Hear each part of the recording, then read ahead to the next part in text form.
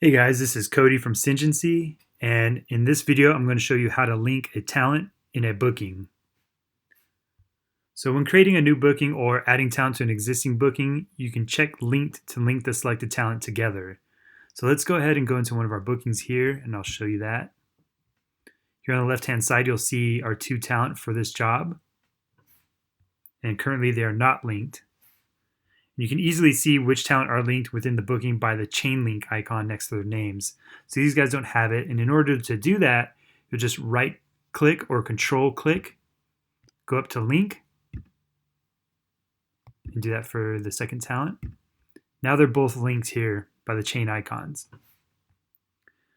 And to unlink them, you can do the same process, right click, unlink.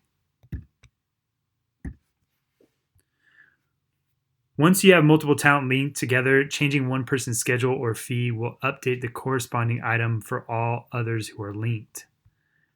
Please note that at this stage though, linking does not update the talent's individual notes or any of the fields in their settings window. This would just be for their time slots and or their fees. That's how you link them.